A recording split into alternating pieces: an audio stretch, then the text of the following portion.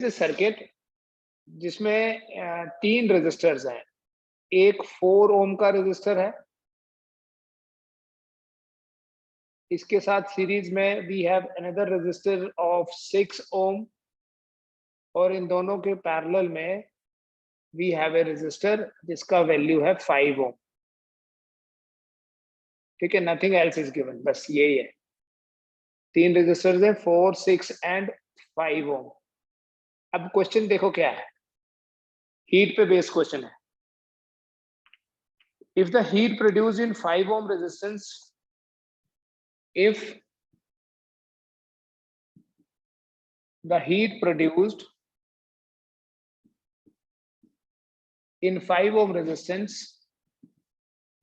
या 5 ohm resistor, if the heat produced in 5 ohm resistor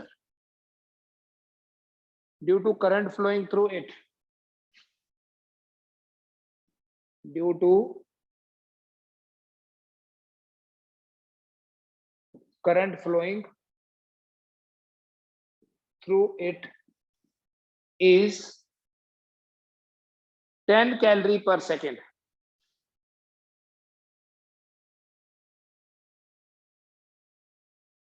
इस resistor में अगर जो हीट प्रोड्यूस हो रही है दैट इज 10 कैलोरी पर second, then what is the heat produced in,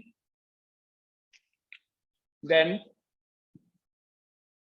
what is the heat produced in 4 ohm resistor? This is question for you. Heat produced in 5 ohm resistor due to current flowing through it is 10 calorie per second, then what is the heat produced in 4 ohm resistance? इसी circuit में। एक और दे देता हूं, a wire of resistance R, a wire of resistance R is bent in the form of a circle. What is the effective resistance of the wire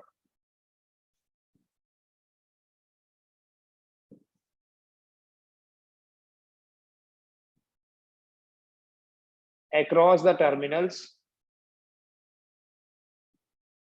A and B? Figure में दिखाऊंगा मैं A और B कौन से terminals है। ठीक है, ये क्वेश्चन नंबर 1 की फिगर आ गई ना, क्वेश्चन 1 की फिगर, क्वेश्चन 2 की फिगर यहां बना देता हूं। एक वायर को सर्कल की फॉर्म में बेंड कर दिया, वायर का रेजिस्टेंस था R, now we have a circle, और A और B यहां 2 पॉइंट्स हैं, this is B, this is A। Across A B आपको रेजिस्टेंस निकालना है, across the points A and B आपको रेजिस्टेंस निकालना है।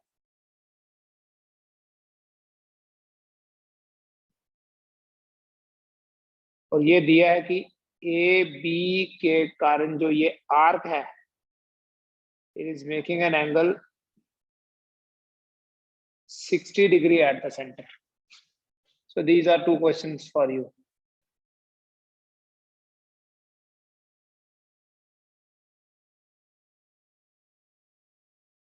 ए और बी के कारण यहाँ पर जो आर्क बनी उसके कारण यहाँ 60 डिग्री एंगल बन रहा है। ठीक है, ये 2 क्वेश्चंस आपकी असाइनमेंट है आज की, ये आप कर लीजिए।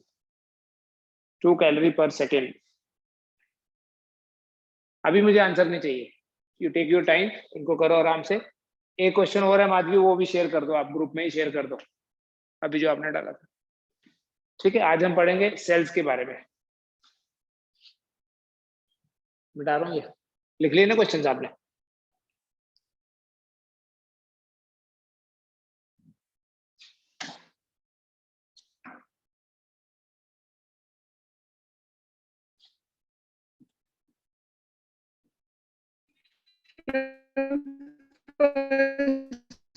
आवाज नहीं आ रही बेटा, आप लिख के बताओ जो भी बताना आपने।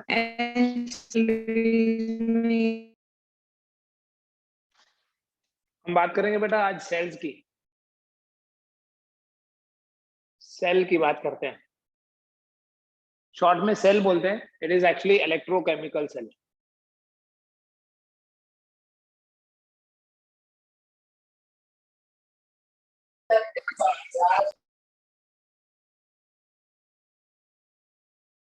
Electrochemical cell, it is based on chemical effect of current, based on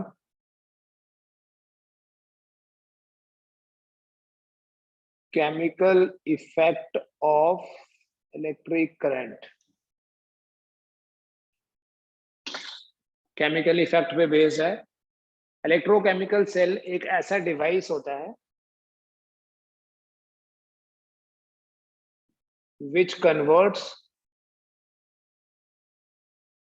chemical energy into electrical energy.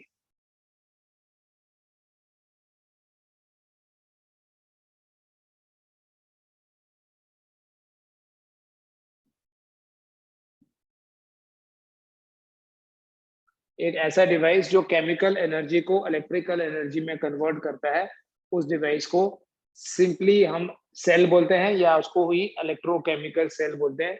Symbol देखिए बेटा इसका, सिंबॉलिकली एक सेल को ऐसे रिप्रेजेंट करना।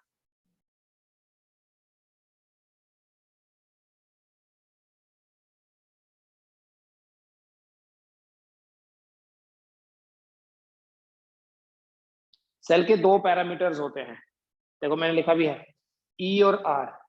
ये जो ई है it is called as EMF short में। This are is E is known as electromotive force. It is electromotive force. Actually, this is a wrong name. ये कोई force नहीं होती है. It is the maximum potential difference. It is the maximum potential difference across the two ends of a cell. किसी cell के दोनों ends के across जो मैक्सिमम पोटेंशियल डिफरेंस होता है, उस मैक्सिमम पोटेंशियल डिफरेंस को EMF बोलते हैं। इसलिए ये है तो पोटेंशियल डिफरेंस ही, इसलिए इसको हम वोल्ट में मेजर करते हैं। इट इज मेजर्ड इन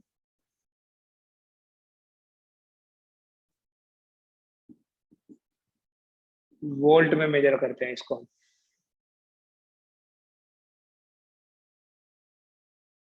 ये है सेल का EMF और ये है दूसरा पैरामीटर। ये जो बेटा R लिखा है इसे बोलते हैं इंटरनल रेजिस्टेंस ऑफ सेल।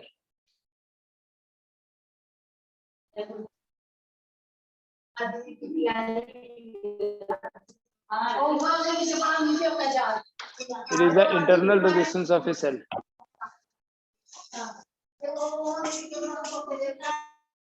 बेटा जो इंटरनल रेजिस्टेंस है, इंटरनल रेजिस्टेंस सेल का अपना रेजिस्टेंस है। जिस मटेरियल से ये सेल बना है उस रेजिस्टेंस को इंटरनल रेजिस्टेंस बोलते हैं। ये सेल की इनहेरेंट प्रॉपर्टी है, हम इसको अवॉइड नहीं कर सकते, ये हमेशा ही होगा।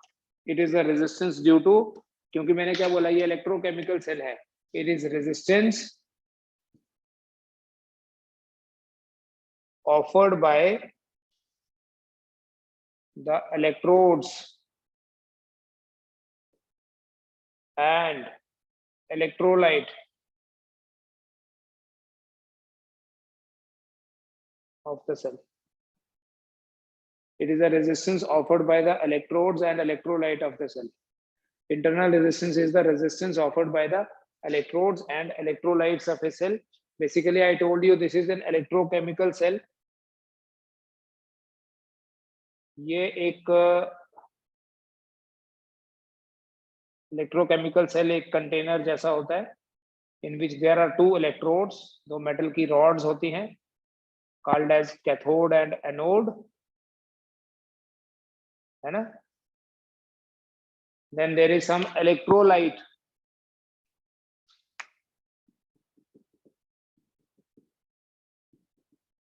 There is some electrolyte. तो ये केमिकल इफेक्ट तो आपने पढ़ लिया इलेक्ट्रोकेमिस्ट्री में। तो ये जो इसका रेजिस्टेंस होता है इन इलेक्ट्रोड्स का रेजिस्टेंस या इस इलेक्ट्रोलाइट का resistance, that's called as the internal resistance of cell. और बेटा ये जो सेल का इंटरनल रेजिस्टेंस है किस पे डिपेंड करता है? The internal resistance of a cell depends on the internal resistance of a cell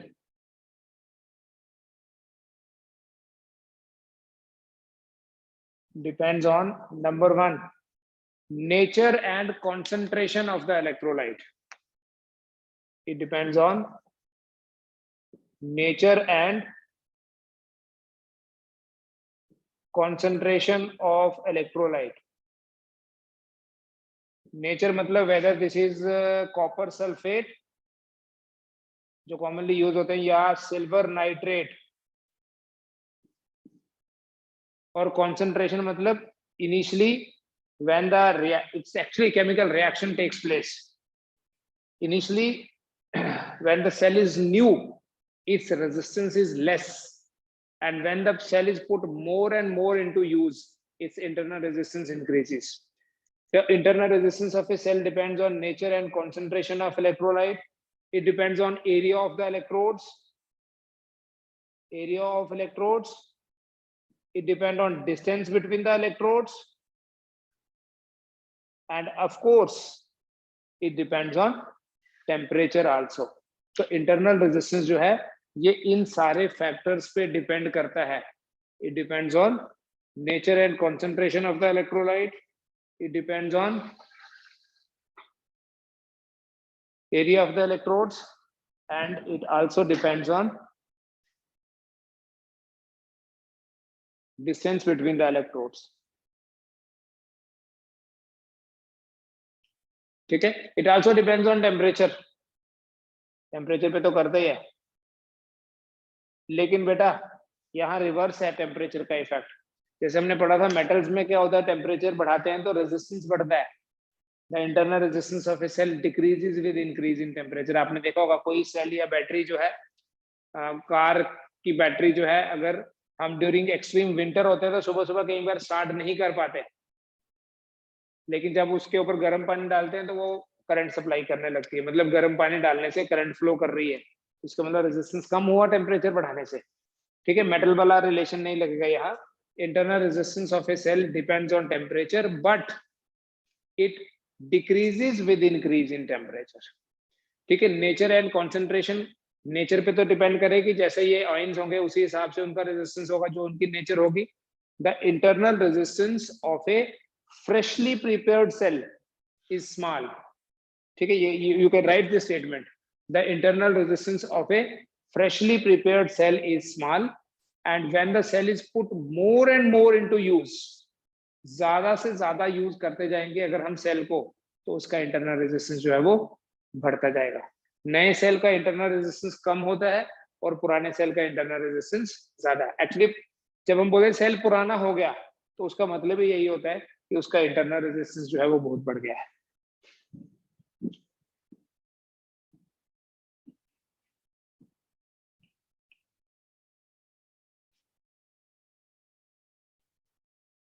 हम इस इंटरनल रेजिस्टेंस का बेटा एक एक्सप्रेशन डिराइव करेंगे।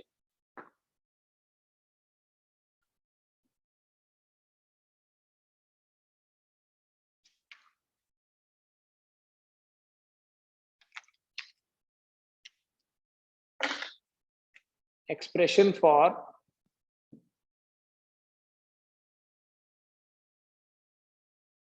Internal resistance.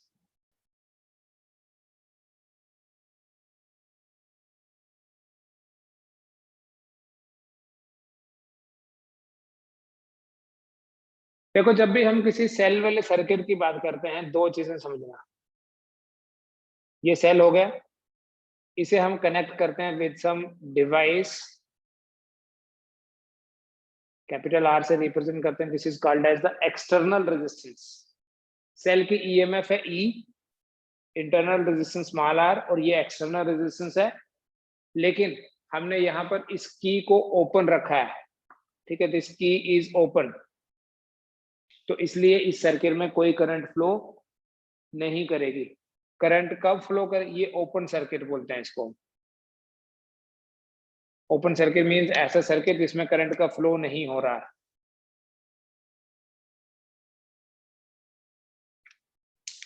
अगर हम इसी सेल को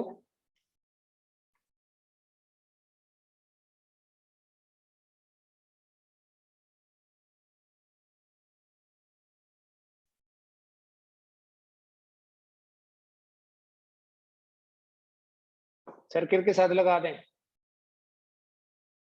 और इसको क्लोज कर दें, now this is called as the closed circuit। बेटा ओपन सर्किट में करंट फ्लो नहीं करती, no current, and close circuit में करंट फ्लो कर रही है। ऑफ कोर्स करंट की डायरेक्शन तो वैसे ही लेते हैं। सेल के अंदर जो करंट की डायरेक्शन होती है वो रिवर्स होती है, सेल के बाहर हम मेनली आउटर सर्किट में बात करते हैं हमेशा करंट की डायरेक्शन की। तो ये आउटर सर्किट में करंट की डायरेक्शन पॉजिटिव से नेगेटिव है, and inside the cell it is negative to positive. Open circuit और क्लोज सर्किट में क्या फर्क है? ओपन सर्किट में जो दोनों टर्मिनल्स हैं, जैसे मान लीजिए ये ए और ये बी जहां हमारा सेल लगा है, इनके अक्रॉस जो पोटेंशियल डिफरेंस है वो मैक्सिमम है, और पोटेंशियल डिफरेंस मैक्सिमम है लेकिन कोई करंट सप्लाई नहीं हो रही। फिर हमने जब डिवाइस लगा दिया, डिवाइस मतलब एक्सटर्नल रेजिस्टेंस, यहाँ जो आपको आर दिख रहा है that is called as the external resistance.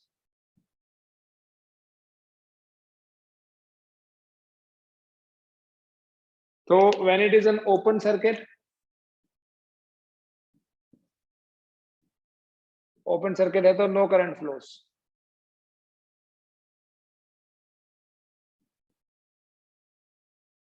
and when the circuit is closed,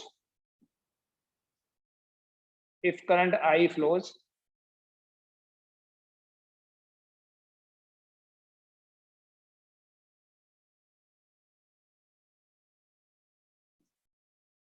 when the circuit is closed,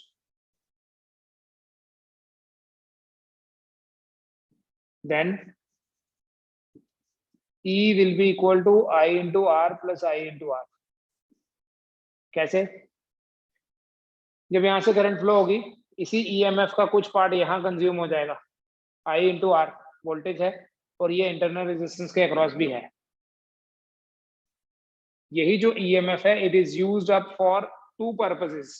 One is providing potential difference to the ends of this external resistor, and the other is potential difference across the resistor internal। ये नहीं भी होता तो चलता, काम चल जाता, लेकिन इसको हम अपनी मर्जी से निगलेक्ट नहीं कर सकते, ठीक है। यहाँ स्पेशली जब हम सेल की बात कर रहे हैं, तो बेटा जब सेल की बात करेंगे तब उसके इंटरनल रेजिस्टेंस को तो काउंट करेंगे ही करेंगे। ये जो I into R है ये तो V होता है, but I into R is equal to V, so we can say therefore E equals to V plus I into small r। So I into R क्या हो गया?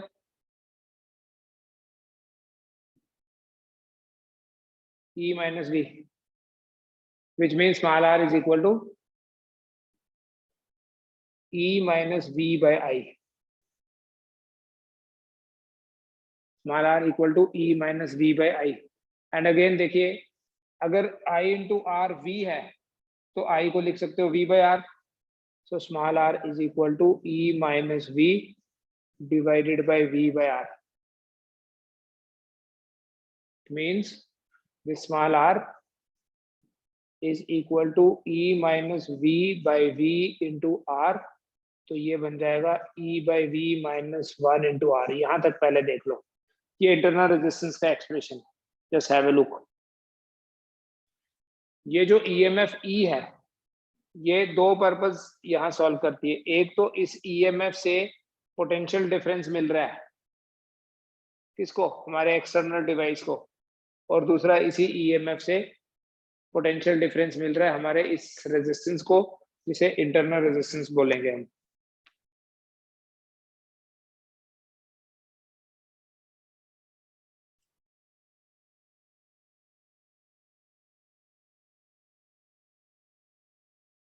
ठीक है। सो E इक्वल्स, यही एक ही इक्वेशन है बेटा सेल के केस में, आप जितना मर्जी एनालिसिस कर ले, always will have this same equation. This EMF E is utilized for two purposes. So we write it like E is utilized for providing potential difference and internal resistance के across भी होते हैं, ये नहीं भी चाहेंगे तब भी होगा.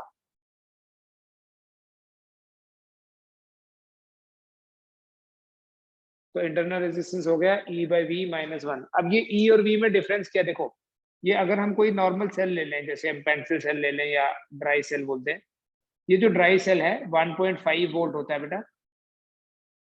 तो ये 1.5 वोल्ट जो है ये ईएमएफ है इसकी. 1.5 वोल्ट क्या है, 1.5 वोल्ट इस सेल की ईएमएफ है. बट ये तब तक ही है 1.5 जब तक कि हमने इस सेल को किसी सर्किट में यूज नहीं किया.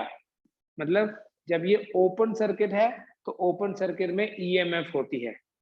जैसे ही सर्किट हमने क्लोज कर दिया, क्लोज करने का मतलब देखो क्या है, ये हमारे पास सेल था, ये ओपन सर्किट है, अभी कुछ भी कनेक्टेड नहीं है. बट अगर हम वायर के साथ ऐसे रेजिस्टेंस लगा दें, कोई बल्ब लगा दिए जैसे, तो ये सर्किट क्लोज हो गया. तो क्लोज सर्किट होगा तो करंट फ्लो कर सकती है, ओपन सर्किट में तो करंट फ्लो नहीं करेगी. अब देखो अगर हम सिंपली ओम्स लॉ के हिसाब से देखें तो यहाँ जो ईएमएफ है वो E है, तो ये पोटेंशियल डिफरेंस V जो है वो E के बराबर होना चाहिए पैरेलल में. V should be equal to E. लेकिन ऐसा नहीं होता है क्योंकि ये कोई आइडियल सेल नहीं है. बेसिकली हम बनाने में सेल बना तो ऐसे रहे हैं, लेकिन इस सेल का अपना रेजिस्टेंस भी है, जिसके कारण हमारे इस डिवाइस को, इस अप्लायंस को पूरी की पूरी ईएमएफ नहीं मिलती. Some of the EMF is utilized here, internal resistance जो है. और इसलिए देखो ये चीज फिक्स्ड है, जैसे जैसे हम सेल को यूज करते जाएंगे इंटरनल रेजिस्टेंस बढ़ता जाएगा, और जब सेल का इंटरनल रेजिस्टेंस बढ़ेगा तो उसके अक्रॉस वोल्टेज ड्रॉप बढ़ेगा, राइट. या ऐसे बोलो जब सेल का इंटरनल रेजिस्टेंस बढ़ेगा सर्किट में करंट कम होने लगेगी. अब जब सर्किट में करंट कम होने लगेगी तो थोड़ी देर के बाद क्या होगा, current will not be there, तो हम बोलेंगे सेल जो है वो डेड हो गया. सेल डेड होने का मतलब ये है कि सेल का रेजिस्टेंस बढ़ चुका है. अब ये जो बल्ब लगाया था इसका तो रेजिस्टेंस चेंज होता नहीं है, तो इसका मतलब सेल का रेजिस्टेंस बढ़ा क्योंकि सेल का इंटरनल रेजिस्टेंस जो है वो बढ़ गया होगा. ठीक है, तो ये एक नॉर्मल सेल की बात हो रही है, जिसमें एक बार फिर से बता देता हूँ, ओपन सर्किट में ईएमएफ तो होती है और वही क्लोज सर्किट में पोटेंशियल डिफरेंस बन जाएगी, लेकिन ओपन सर्किट में करंट फ्लो नहीं करती, इसलिए ओपन सर्किट का कोई यूटिलाइजेशन नहीं है. ऐसे देख लो कि अगर ये ईएमएफ है, इसके दोनों टर्मिनल्स के अक्रॉस जो पोटेंशियल डिफरेंस है वो V, और ये स्मॉल r है इंटरनल रेजिस्टेंस. तो हम यहाँ एक ही इक्वेशन लिखते हैं, ये जो E है it is utilized for providing this, but this can not be avoided, इसलिए यहाँ ये भी मिलेगा. ठीक है, ये एक नॉर्मल सेल की बात हो रही है जिसमें I करंट सप्लाई कर रहा है.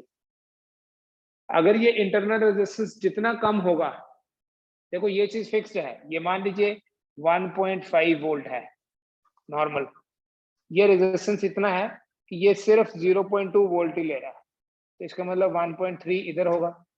अब धीरे धीरे क्या होगा, जब इसका ये रेजिस्टेंस बढ़ेगा तो ये वोल्टेज बढ़ेगी. अब ये बढ़ेगी तो ऑटोमेटिकली ये कम होने लगेगी. ये अगर 0.5 हो गया तो ये 1.0, ये और बढ़ेगी, ये और कम हो जाएगी. V और I इंटू R जो है वो कांस्टेंट है, और वो कांस्टेंट क्या है, ईएमएफ,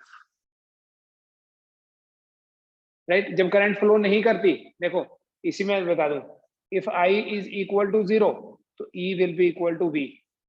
तब हम बोलेंगे जो ईएमएफ है that is equal to potential difference. So in an open circuit, in an open circuit E is equal to V, EMF is equal to potential difference, but in a closed circuit E is less than V. Open circuit में EMF और potential difference बराबर है, और close circuit में EMF is less than the potential difference.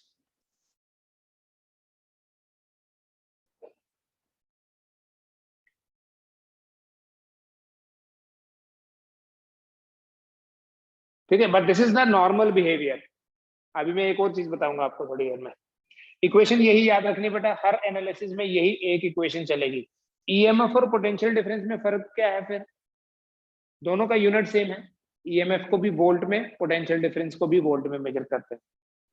EMF is maximum potential difference, और ये कब होता है? जब सेल एक किसी ओपन सर्किट में है, या ओपन सर्किट में ईएमएफ है, बट वो ओपन सर्किट का कोई प्रैक्टिकल यूटिलिटी नहीं है, बिकॉज सेल का यूटिलिटी तब बनेगा जब ये सेल करंट सप्लाई करेगा, और सेल जब करंट सप्लाई करेगा तो it will be a closed circuit, not an open circuit. So open circuit means no current, open circuit means EMF is equal to potential difference.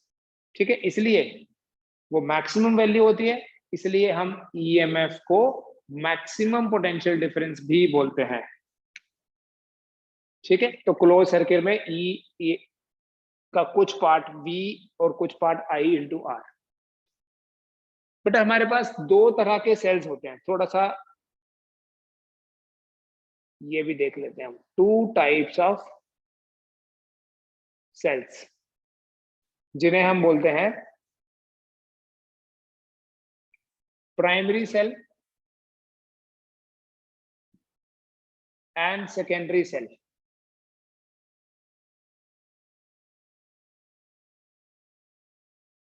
Primary and secondary. ये जो primary cell है, इस primary cell में अगर chemical point of view से देखें तो इसमें इररिवर्सिबल केमिकल रिएक्शन होती है।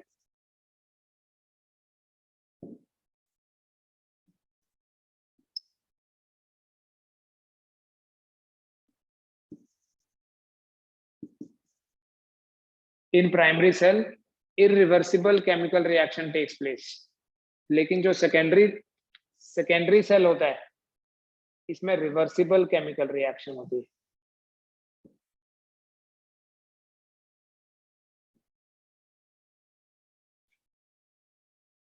अब इसका क्या मतलब हुआ? इसका मतलब ये हुआ कि जो प्राइमरी सेल है, वंस इट इज यूटिलाइज्ड, एक बार इसका इंटरनल रेजिस्टेंस बढ़ गया तो हम उसको यूज नहीं कर सकते। इररिवर्सिबल केमिकल रिएक्शन का ये मतलब है, it can not B reused. एक बार यूज करने के बाद उसको दोबारा से यूज नहीं कर सकते।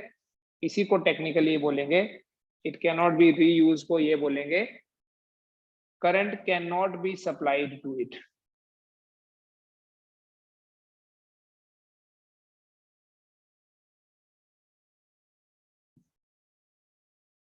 ये एक ऐसा सेल है जिसे हम करंट सप्लाई नहीं कर सकते बाय सम एक्सटर्नल सोर्स।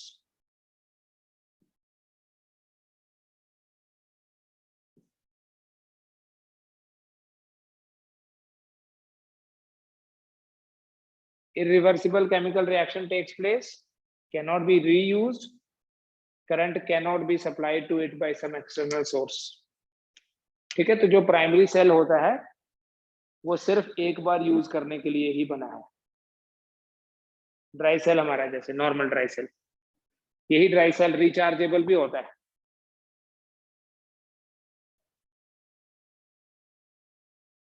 ठीक है, तो करंट सप्लाई जरूर करेगा, बट इसको हम करंट सप्लाई नहीं कर सकते। ठीक है, तो जो सेकेंडरी सेल है वो कैन बी रीयूज्ड,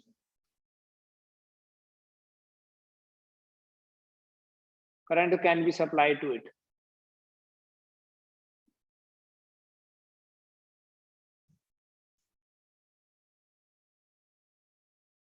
इसे हम करंट सप्लाई कर सकते हैं।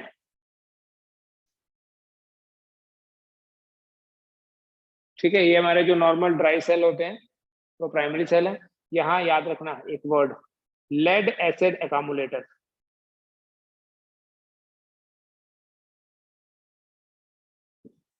an example of secondary cell, lead acid accumulator। so जिस सेल को करंट सप्लाई की जा सकती है वो सेकेंडरी सेल है। करंट सप्लाई करनी क्यों है? ताकि उसको हम रिचार्ज करें, कैन बी रीयूज। ये एक बार यूज हो गया then we throw it. It's of no use.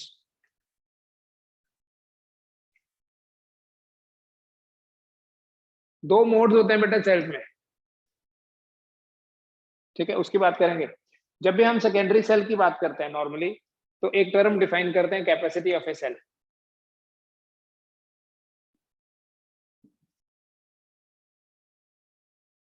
क्या मतलब हुआ सेल की कैपेसिटी का, कि कोई सेल कितना चार्ज सप्लाई कर सकता है, that is called as capacity of a cell. The amount of charge supplied by a cell. किसको सप्लाई करना है, किसी भी सर्किट को। The amount of charge supplied by a cell.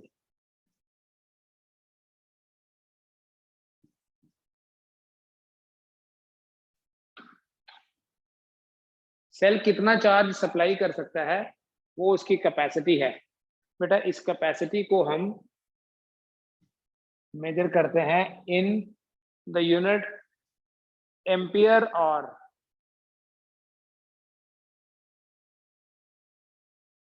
Lithium batteries are basically ये सेकेंडरी सेल्स चार्ज कर रहे हैं ना आप।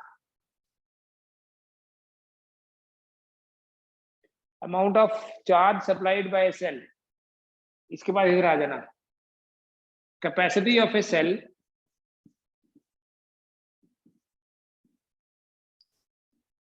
is measured in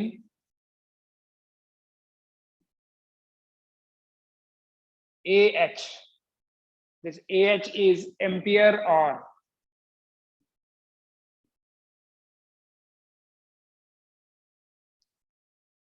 So you have 1 ampere hour equal to 1 ampere into 3600 second, and therefore it is written as 3.6 into 10 raised power 3 ampere into second. Now tell me what is ampere into second? सोचो ampere into second क्या होता है बेटा? Current is equal to charge upon time. तो charge is equal to current into time है basically. अगर ampere into R लिखा है तो इसका मतलब करंट इंटू टाइम की बात हो रही है, चार्ज की बात हो रही है। तो 1 एम्पियर आर हो गया 3.6 इंटू 10 रेज पर 3 कूलम।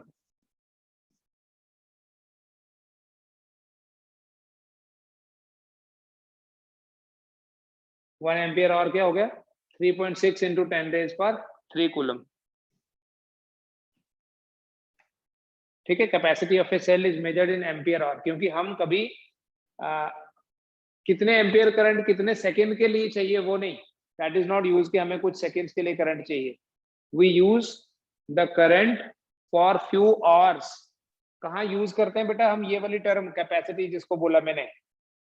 हम जब भी किसी मोबाइल की बैटरी की स्पेसिफिकेशन की बात करते हैं तो पूछते हैं ये कितने mAh की बैटरी है। जैसे मान लीजिए 5000 mAh है, तो इसका क्या मतलब हुआ? ये AH तो हो गया एम्पियर और 5000 मिली एम्पियर और। अगर कैपेसिटी 5000 मिली एम्पियर और है तो इसका मतलब this cell can supply 5000 milli ampere current for 1 hour. 5000 milli ampere is actually 5 ampere, क्योंकि मिली एम्पियर क्या होता है बेटा? 10 raised per minus 3 ampere, so it is equal to 5 ampere. So 5 ampere for 1 hour, ऐसे बोलो इसको, 5 ampere for 1 hour। ठीक है, अगर किसी भी बैटरी की कैपेसिटी 5 mAh है तो इसका मतलब ये 5 एम्पियर करंट सप्लाई कर सकती है 1 घंटे के लिए, या 1 एम्पियर करंट सप्लाई कर सकती है for 1/5 of an hour. 1 ampere current कितनी देर के लिए? फॉर 1/5 ऑफ एन आवर ना, 1/5 ऑफ एन आवर नहीं, sorry, 1 ampere current for 5 hours. दोनों चीजें बढ़ानी थोड़ी, एक कम होगा तो दूसरा बढ़ेगा, तभी तो प्रोडक्ट जो है वो 5 ही रहेगा। जिसकी कैपेसिटी 5000 mAh है, that can supply 5 ampere for 1 hour और 1 ampere for 5 hours और 1/10 ampere for 50 hours। देख रहे हो, 1/100 ampere for 500 hours। तो जितनी कम करंट लेंगे हम, सी दिस इज फिक्स्ड, ये जो कैपेसिटी है ये फिक्स्ड है, जितनी कम करंट खींचेंगे उतनी ज्यादा देर के लिए खींच पाएंगे, और अगर हम ज्यादा करंट ले रहे हैं तो थोड़ी देर में ही खत्म। इसलिए जब आप फोन की बात करें, अगर बैटरी डेड हो जाती है जल्दी, कोई बोलता है दोनों दो फोन है, दोनों की जो बैटरी है दैट इज 5000 mAh, एक जल्दी डेड हो रही है, एक देर से हो रही है, इसका मतलब ये हुआ जो जल्दी खत्म हो रही है इसका मतलब वो ज्यादा करंट ड्रॉ कर रहा है, मैं भी उसमें ज्यादा एप्लीकेशंस जो है बैक एंड पे चल रही है, ठीक है, म्यूजिक ज्यादा देर चल रहा है, गेम ज्यादा देर चल रही है, तो सर्किट में करंट ज्यादा फ्लो करेगी, there are internal circuits, current ज्यादा फ्लो करेगी तो वो कम टाइम के लिए ही मिलेगी। लेकिन अगर हम उसको पावर सेवर मोड में रखते तो इसका मतलब ये है it is consuming less current, so it last for longer time.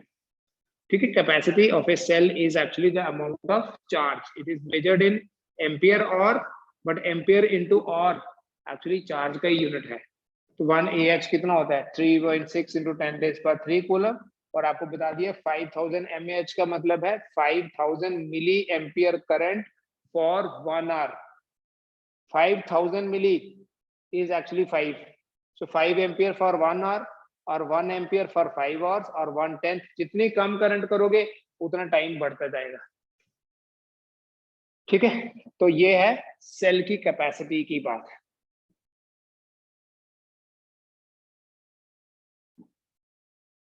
बेटा सेल में दो मोड्स होते हैं, दो तरीके से हम सेल को यूज करते हैं, two modes of a cell.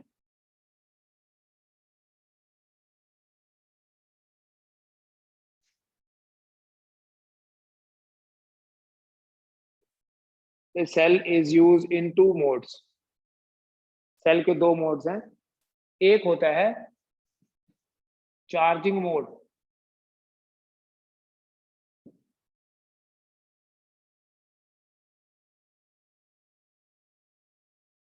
दूसरा होता है चार्जिंग मोड, पहला होता है डिस्चार्जिंग मोड।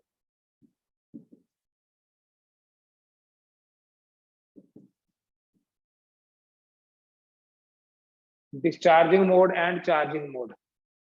बेटा जो डिस्चार्जिंग मोड है, यहां लिख लेता हूं, एक है charging mode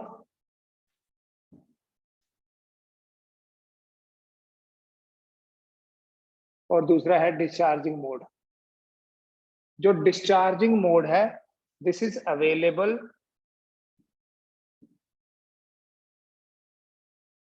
in both primary and secondary sales.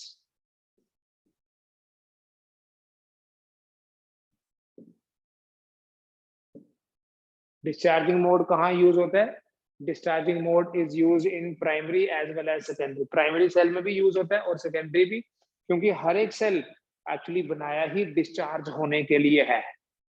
Discharge होने के लिए मतलब करंट सप्लाई करने के लिए बना है कोई भी सेल।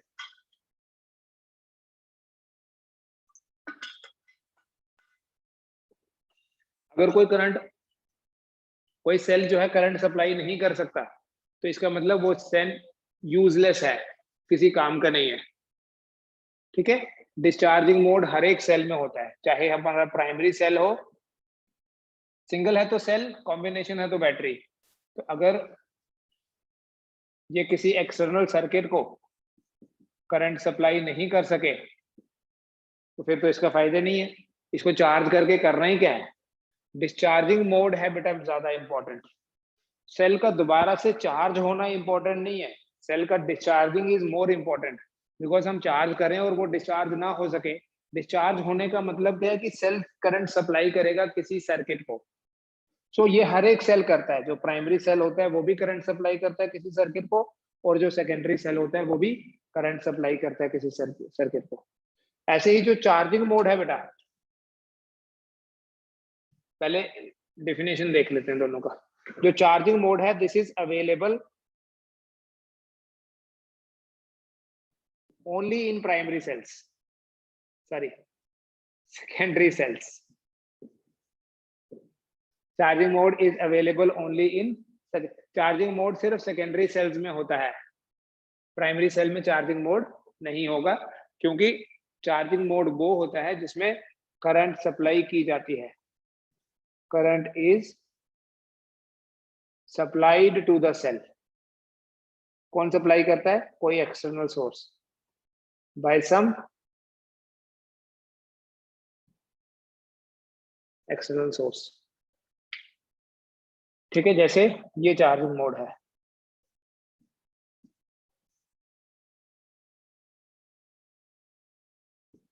हम कोई, जैसे हम मोबाइल की उसको बैटरी को चार्ज करते हैं, तो चार्ज करने का मतलब है हम उसको एक्सटर्नल सोर्स से प्लग करके, ऑफ कोर्स हम सर्किट यूज करते हैं, इसमें सेल को करंट सप्लाई करते हैं। ये हर एक सेल को नहीं किया जा सकता, ये उसी सेल को किया जा सकता है जिसमें इरिवर्सिबल केमिकल रिएक्शन होती है, जिन्हें हम सेकेंडरी सेल्स बोलते हैं। तो ये प्राइमरी सेल है बेटा, इसमें जो ईएमएफ है वो ई है, जो पोटेंशियल डिफरेंस होगा दोनों टर्मिनल्स के अक्रॉस वो होगा वी। तो ये जो चार्जिंग मोड है, डिस्चार्जिंग मोड है, इसमें हम लिखते हैं E equals to V plus I into R. E equal to V plus I into R. So that is why we say that E is greater than V.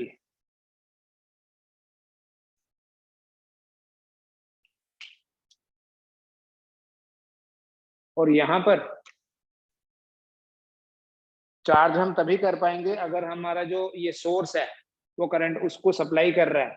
तो current supply करेगा तो ये V आपके पास बनेगा E plus I R. तो charging हम तभी कर पाएंगे अगर हमारी जो एक्सटर्नल सोर्स के कारण जो पोटेंशियल डिफरेंस क्रिएट हुआ वो ज्यादा है as compare to the EMF. तभी सेल क्या करेगा? करंट सप्लाई करेगा टू द, सॉरी सोर्स क्या करेगा? करंट सप्लाई करेगा टू द सेल। तो ये दोनों मोड्स हैं। कॉमनली ऐसे सोचा जाता है कि ईएमएफ हमेशा पोटेंशियल डिफरेंस से बड़ी होती है। बेटा ईएमएफ यहाँ देखो बड़ी है, फिर ऐसा बोला क्यों जाता है कि हमेशा बड़ी होती है? क्योंकि ये वाला मोड हमेशा ही होता है। ठीक है, ये कॉमन मोड है। कॉमन मतलब this is available in every type of cell. ये प्राइमरी में भी है और सेकेंडरी में भी है, लेकिन ये जो है ये कॉमन मोड नहीं है। This is available only in secondary cells. This is uncommon mode and इसमें जो पोटेंशियल डिफरेंस है वो ज्यादा होता है as compare to EMF. Of course हम यहाँ एक एक्सटर्नल एक और रेजिस्टेंस भी लगाते हैं। जब भी हम करंट को सप्लाई करते हैं, हम डायरेक्टली उसमें करंट नहीं सप्लाई कर देंगे, हम कोई रेजिस्टेंस भी लगाते हैं, उसको आर आई बोल दूंगा यहाँ मैं इसको। इट इज इनपुट रेजिस्टेंस या ये करंट लिमिटिंग रेजिस्टेंस होता है। हम करंट तो सप्लाई करेंगे इसको सेल को, बट अगर वो करंट बड़ी ज्यादा हुई तो ये जो इलेक्ट्रोलाइट्स है इसका डिसोसिएशन, लाइक ये इलेक्ट्रोलाइट जो है ये ब्रेक डाउन हो जाएगा इसका। तो when current is supplied to a cell, ये भी लिख लीजिए, कंसेप्चुअल क्वेश्चन है ये। when current is supplied to a cell,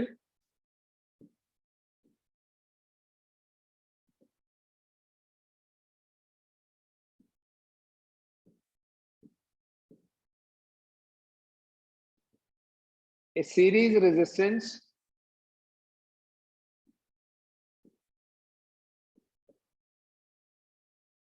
is always connected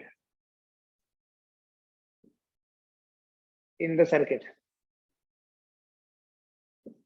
This resistance is known as current limiting resistance.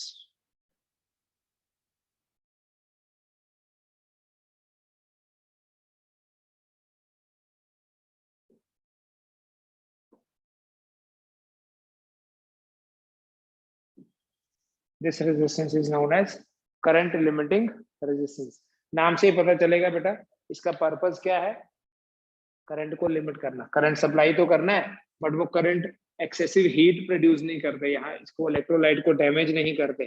तो हम जो वोल्टेज जो भी एक्सटर्नल सोर्स लगाते हैं, सीरीज में एक रेजिस्टेंस भी लगाया जाता है, इसे बोलते हैं करंट लिमिटिंग रेजिस्टेंस।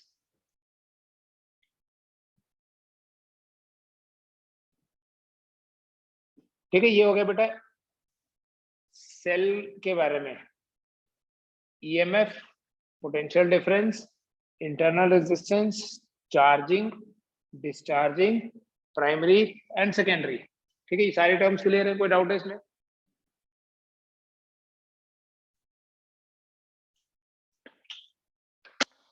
समटाइम्स एक सेल सफिशिएंट नहीं होता, so we combine the cells, so that is why we need to study the combination of cells. The simplest of all the combinations is called as series combination. E equal to V नहीं होगा बेटा कभी, अगर E equal to V होगा तब भी current नहीं flow करेगी, वो ओपन सर्किट ही हुआ।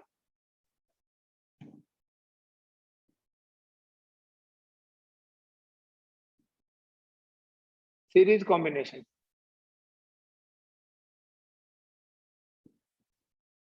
सेल्स का सीरीज कॉम्बिनेशन देखो,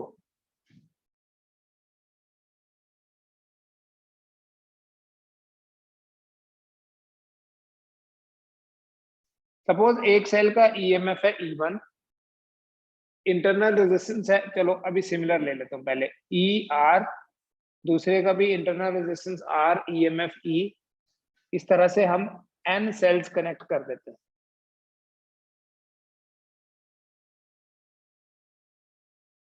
n similar cells,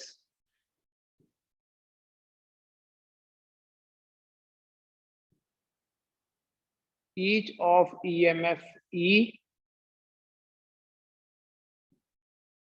and internal resistance R are connected in series.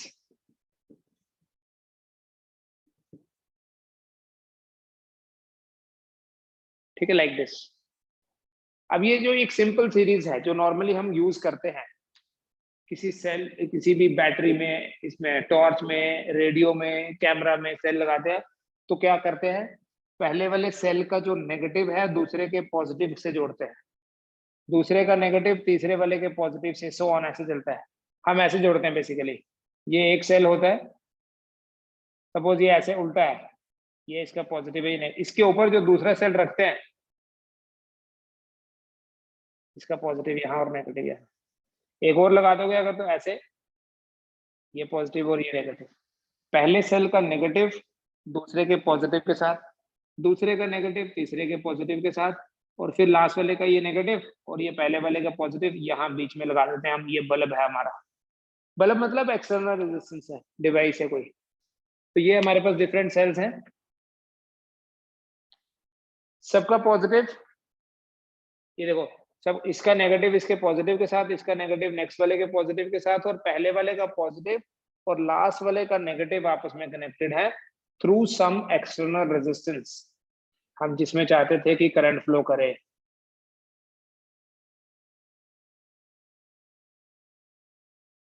यह है external resistance, we represent by capital R. तो जब हम इस तरह से सेल्स को जोड़ेंगे, this is called as a simple series combination, तो बनेगी बैटरी।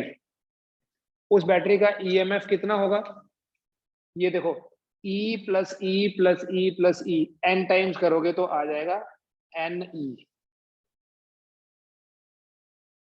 N E. और ये रेजिस्टेंस सब सीरीज में है, क्योंकि देखो सब सर्किट में अगर देखा जाए सीरीज में एक ही पाथ है ना, तो इफेक्टिव जो इंटरनल रेजिस्टेंस है वो एन आर, और जो इफेक्टिव एक्सटर्नल रेजिस्टेंस है दैट इज आर।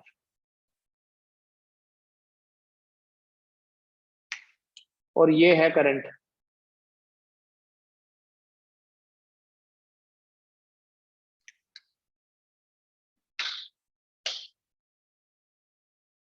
ये इसका इक्विवेलेंट सर्किट है।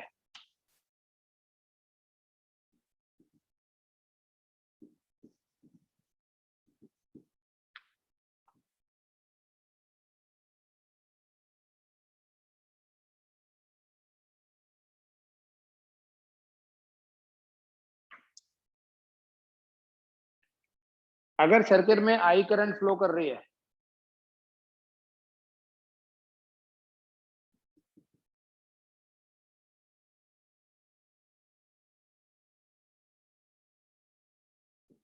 if I is the current flowing in the circuit, then I will be equal to, अगर डायरेक्ट लिखना है तो NE, क्या करो, जो भी इफेक्टिव ईएमएफ है उसको टोटल रेजिस्टेंस के साथ डिवाइड कर दो। ये एक्चुअली वही इक्वेशन है जो पहले लिखे थे ना, आपको याद होगा, I equals to I into capital R plus I into small r, इसको फिर V बोल दिया। तो I अगर कॉमन ले लें तो क्या आएगा, E divided by R plus R। तो ये वही है, जब हमारे पास बड़े सारे सेल्स का इफेक्टिव ईएमएफ आ गया NE, इफेक्टिव रेजिस्टेंस है R प्लस NR, तो करंट आ गई NE divided by R plus NR। ठीक है, पूरी इक्वेशन लिखनी होगी तो ऐसे लिखेंगे। ये जो हमारी ईएमएफ है NE है यहाँ, it is to be utilized for two purposes, providing potential difference here and potential difference here, दोनों में से I कॉमन लेके ये बना। तो अगर कोई एक्सटर्नल रेजिस्टेंस बहुत बड़ा है as compare to the effective internal resistance, तो R प्लस NR जो है वो अप्रोक्सीमेटली R के बराबर होगा, और अगर बहुत छोटा है तब R प्लस NR जो है वो NR के ही बराबर होगा। So therefore I is equal to NE by R, और यहां से अगर आप लिखोगे तो बनेगा E बाय R, बनेगा NE by NR, NN cut जाएगा तो इसलिए E बाय R ही। तो सीरीज में जब भी हम सेल्स लगाएंगे तो उसका इफेक्ट ये होगा कि ईएमएफ बढ़ जाएगी। जैसे अगर 1.5, 1.5, 1.5 के 3 सेल सीरीज में लगाते हैं, it becomes 4.8 volt. Of course series का एक डिसएडवांटेज, एक ड्रॉबैक भी है, इंटरनल रेजिस्टेंस बढ़ रहा है, बट हम इस चीज को अवॉइड नहीं कर सकते क्योंकि इंटरनल रेजिस्टेंस तो होगा ही होगा हमेशा। We can not avoid the internal resistance. ठीक है, तो जब जब ईएमएफ बढ़ेगी सीरीज में लगा के, इंटरनल रेजिस्टेंस भी बढ़ जाता है। ये तो हुआ बेटा एक सिंपल, सारे के सारे एक जैसे सेल थे। अब ऐसे सोचो, एक होता है सीरीज कॉम्बिनेशन, सीरीज कॉम्बिनेशन में एक होता है रॉन्ग राइट कनेक्शन। पहले राइट कनेक्शन जो कि नॉर्मली हम करते भी हैं। क्या करते हैं हम नॉर्मली, सेल लेते हैं, दूसरा सेल लेते हैं, ऐसे जोड़ देते हैं। E1 सपोज इसका R1, E2 R2, इन दोनों को अगर किसी एक्सटर्नल रेजिस्टेंस के साथ जोड़ दें तो करंट फ्लो करेगी बेटा I equal to E1 plus E2 divided by R plus R1 plus R2। अगर ये राइट कनेक्शन लगाया तो राइट कनेक्शन मतलब पहले वाले सेल का नेगेटिव दूसरे के पॉजिटिव के साथ जोड़ा है। तो इसमें इस राइट कनेक्शन में जो इफेक्टिव ईएमएफ होती है E, that is equal to E1 plus E2, और effective internal resistance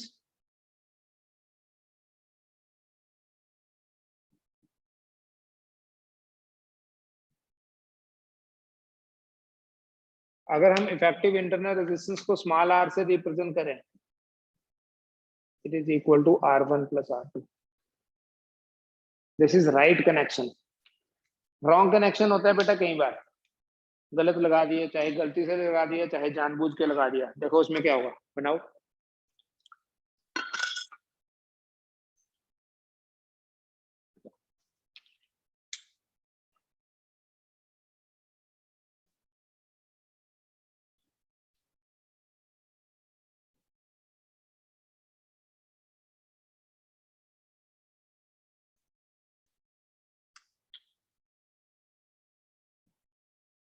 series combination में wrong connection, wrong connection is this.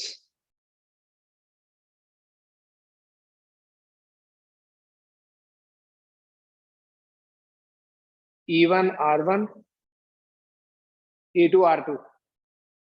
इस रॉन्ग कनेक्शन में इफेक्टिव ईएमएफ कितनी होगी? इफेक्टिव ईएमएफ कम हो जाएगी। E will be equal to E1 minus E2। इसलिए जब दो सेल ऐसे जोड़े ना, ये पॉजिटिव और ये पॉजिटिव, ये ऐसे उल्टा जोड़ दिया, तो हमें करंट नहीं मिलती है, क्योंकि ईएमएफ बड़ी कम हो जाती है। इंटरनल रेजिस्टेंस बढ़ते ही बेटा, जो इफेक्टिव इंटरनल रेजिस्टेंस होगा R, that would be R1 plus R2। लेकिन अभी हमें करंट नहीं मिलेगी, क्योंकि हमारा जो ईएमएफ है वो सफिशिएंट नहीं है। हमने दो सेल तो इसलिए जोड़े थे ताकि हम ईएमएफ को बढ़ाएं, बट यहाँ तो ईएमएफ कम हो गया, so we can not expect current. So ये एक किस्म से ओपन सर्किट ही है। हाँ, कभी ऐसा हो सकता है ये 50 वोल्ट का है और ये 2 वोल्ट का है, तो उनका डिफरेंस 48, कुछ ना कुछ तो मिलेगा ही। But most of the times हमारे पास ये सेल्स में ईएमएफ में ज्यादा डिफरेंस नहीं होता है। ठीक है, अब क्वेश्चन लिखेंगे एक, then will finish. In a series combination of 10 similar cells, 10 in a series combination of 10 similar cells,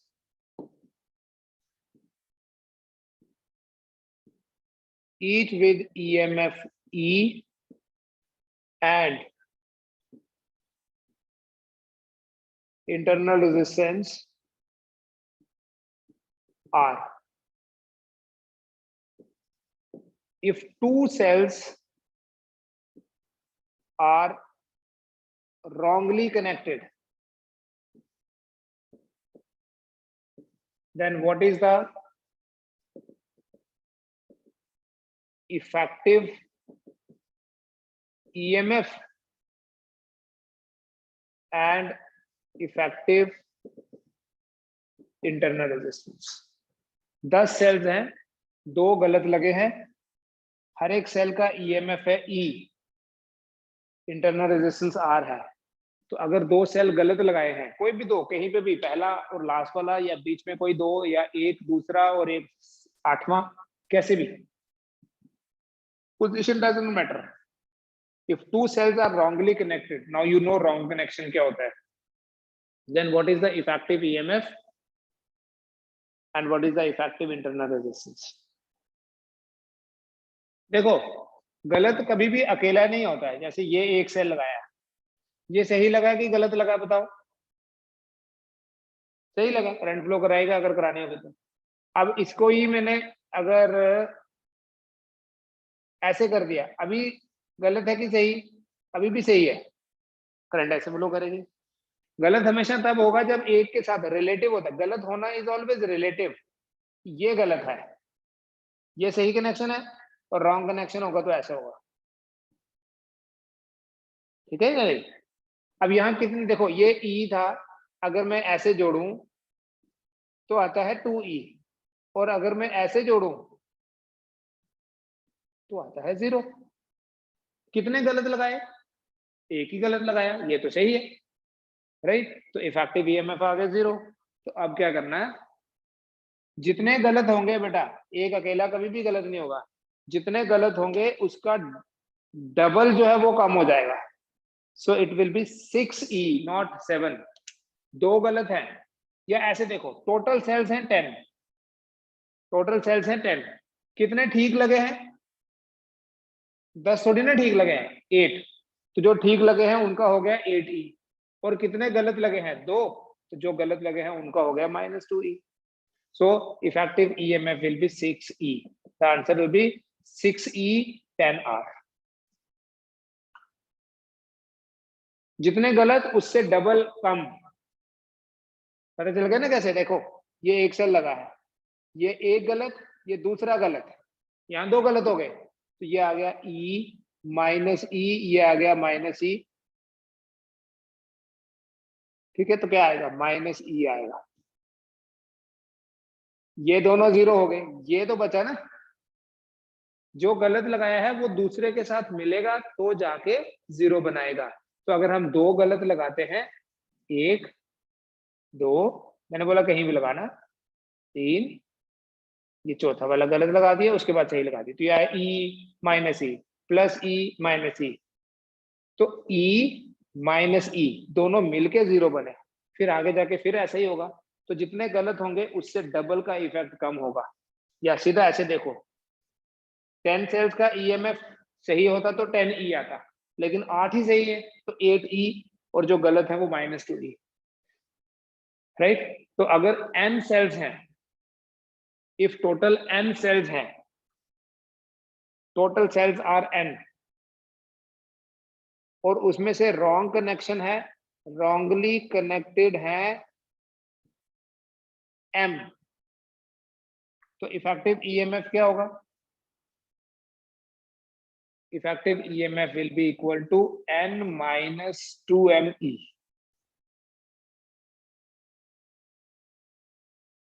ठीक है, that's all for today.